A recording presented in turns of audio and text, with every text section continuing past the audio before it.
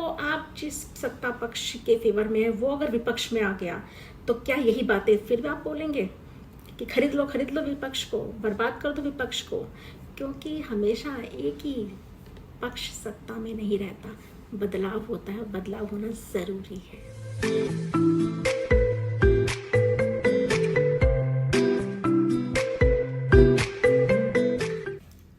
नमस्कार, प्रिया के मंच पर आप सभी का स्वागत है। तो आज प्रिया के मंच पर मैं लेकर आई हूँ सोशल मीडिया। आप सोचेंगे शायद ये लेक्चर देने वाली है कि सोशल मीडिया बेकार है, इसका डार्क साइड है, ये बच्चों को बेकार कर रहा है, बर्बाद कर रहा है, तो बंद हो जाना चाहिए, दिस दैट। तो ऐसा कुछ नहीं है। मैं सोशल मीडिया का मुद्दा लेकर आई हूँ, लेकिन एक पॉजिटिव वे में, एक सकारात्मक रूप में। सोशल मीडिया की वजह से जो अच्छी चीज़ें हुई हैं, और उनमें से खास तौर से मैं बात करूँगी फेसबुक की। जब मैंने सोशल मीडिया ज्वाइन किया था तो मैंने सबसे पहले ऑर्कुट ज्वाइन किया था, जिसमें केवल हम अपनी फ़ोटो वगैरह शेयर कर सकते थे या थोड़ी बहुत पोस्ट। लेकिन जैसे ही फेसबुक आया, समझिए कि क्रांति आ गई। मतलब लोगों ने अपनी दिनचर्या के अलावा जो भी सामाजिक और राजनीतिक मुद्दे होते थे उन पर भी बात करनी शुरू की, अपने विचार रखने शुरू किए। और पता नहीं कितने ही लोग यहाँ पर जो पोस्ट लिखते थे, धीरे धीरे वो सेलिब्रिटी राइटर बन गए। कुछ लोगों ने, जो लल्लन टॉप है, ये भी कभी फेसबुक पे ही आते थे, क्या इन लोगों ने अपना चैनल ग्रो कर लिया, तो बहुत आगे बढ़े हैं। और जो सच्चाई होती है कई चीज़ों की, जो हम तक नहीं पहुँच पाती, या फिर जो पेड मीडिया है वो हम तक आने नहीं देता है, वो यही यूट्यूब हो गया या फेसबुक हो गया, ये जो प्लेटफॉर्म है हमें बताते हैं। तो मैं एक अपनी सीरीज़ शुरू कर रही हूँ। सीरीज़ क्या, देखते हैं कि मैं शुरुआत कर रही हूँ कि जो भी मेरे नोन लोग हैं, मेरे फ्रेंड्स हैं, मैंने कुछ लोगों से परमिशन ले ली है कि वो जो पोस्ट लिखते हैं, मैं उस पोस्ट को, जो भी मुद्दा है उसको मैं यहाँ आपसे शेयर करूँगी। मैं उस पोस्ट को पढ़ूँगी और जो भी मेरे अगर विचार, मुझे लगता है कि मुझे अपने भी कुछ व्यूज़ देने चाहिए, तो वो भी मैं आपसे साझा करूँगी। और मैं चाहती हूँ कि जो बात कोई एक इंसान कह रहा है, अगर वो सही बात है या फिर विचार करने योग्य है, तो वो सब तक पहुँचनी चाहिए। तो मैं कोई इतनी बड़ी यूट्यूबर तो हूँ नहीं कि मेरे बहुत ही लाखों में कोई सब्सक्राइबर है, लेकिन मुझे लगता है कि अगर 10 लोग भी देखते हैं और कुछ मंथन करते हैं तो वही मेरे लिए बहुत बड़ी बात है। तो उसी मुहिम में आज मैं आपके सामने जिनकी पोस्ट पढ़ने वाली हूँ वो हैं श्री राज ढल जी। तो पहले इनकी बार प्रोफाइल देख लेते हैं।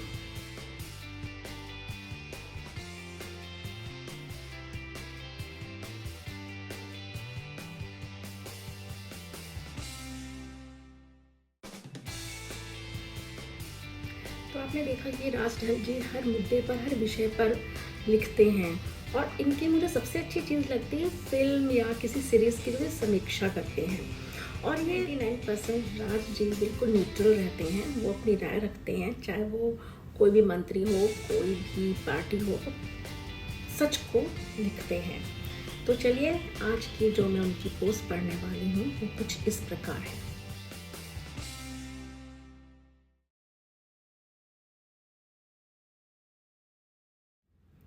तो इस पोस्ट में उन्होंने जो भी चुनावों का नतीजा आया है उसके बाद जो हमें देखने को मिला कि अब हमें शायद एक अच्छा मजबूत विपक्ष मिले, तो मीडिया की भूमिका या फिर सत्ता में बैठे लोगों की भूमिका, उस पर उन्होंने अपनी ये पोस्ट लिखी है।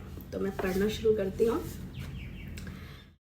तुम लोग विधायकों को डरा धमका के खरीद सकते हो, ईडी की धमकी देकर उन्हें अपने पाले में खींच सकते हो, पर जनता जिसने उसको वोट किया वो तो नहीं खींच सकते। वो जनता अपनी बारी का इंतजार करती है 5 साल में एक बार, और नया विपक्ष का उम्मीदवार चुनकर वापस भेज देते हैं वहीं पर। मीडिया खरीद लोगे, वो सभी एक तरह की बकवास करेंगे, तो क्या दूसरी तरफ की आवाज़ आना बंद हो जाएगी? नहीं, वो कोई और रास्ता खोज लेगी। ऐसा तो नहीं होगा कि सभी उसी चापलूसी की आवाज के साथ हाँ में हाँ मिलाना शुरू कर देंगे। विपक्ष कभी मरता नहीं, कभी मर सकता नहीं।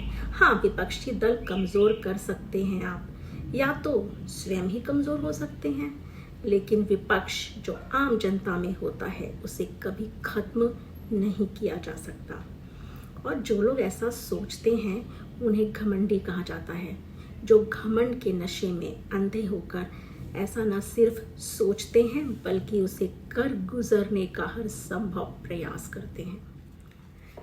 कहीं विपक्ष की सरकार बन जाए तो एक गंजा सा अननोन स्कूटर से सड़क पर अकेला कहीं जाते हुए की तस्वीर शेयर करना शुरू कर देते थे कि ये अब कुछ करेगा उनके मुताबिक। समझ रहे हैं ना किसकी बात कर रहे हैं यहाँ पे जी, ये इतना ताकतवर है कि जज जो उसके मुताबिक न्याय नहीं देगा तो पूरी जुडिशरी को बदल देगा, अपने मन मुताबिक जज रखेगा, 5 एजेंसियों को अपनी जेब में रखेगा, बस हमारी हाँ में हाँ मिलाने के लिए। ये ऐसा मान बैठे हैं कि वो सर्वशक्तिमान है। काफ़ी लोग इस बहकावे में आ भी जाते हैं कि हो सकता है भैया, लेकिन उनकी अंतरात्मा तो उनके साथ नहीं होती, वो तो कहीं और ही होती है। तो कब तक वो इस बहकावे में रहेंगे? एक ना एक दिन तो बोलेंगे। 2024 में कई लोग इसी घुटन की वजह से बोले और उनका रिफ्लेक्शन दिखा नतीजों में। उन्हें सत्ता में ना आने से ज़्यादा इस बात पर संतोष है कि हमारी आवाज़ अब ज़्यादा बेहतर ढंग से सुनी जाएगी, अब सब एक तरफा नहीं होगा।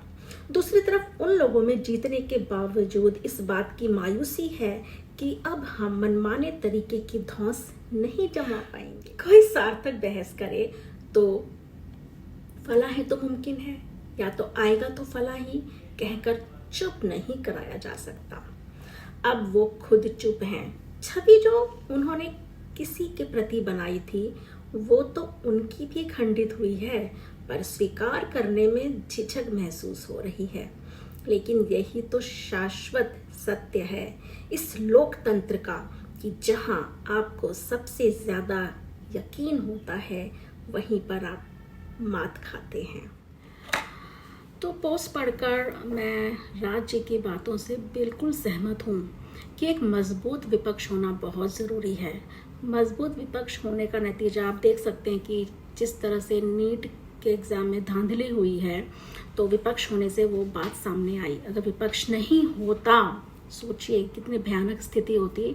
शायद वो बच्चे दोषी करार दिए जाते या फिर बहुत कुछ हो सकता था। तो बिल्कुल आप पार्टी का समर्थन कीजिए, जो भी पार्टी आपको पसंद आती है, जो भी नेता आपको पसंद आता है, लेकिन थोड़ा सा अपने विवेक, अपने दिल दिमाग का इस्तेमाल कीजिए कि वो आपके लिए, आप ना सब छोड़िए, आप अपने जो बच्चे छोटे हैं या बड़े हैं, आपके अपने बच्चे, उनके बारे में सोचिए कि अगर ये नेता, ये पार्टी है तो मेरे बच्चे का भविष्य क्या होगा, मेरा परिवार कहाँ पर स्टैंड करेगा, तो शायद आप सही फैसला ले सकें।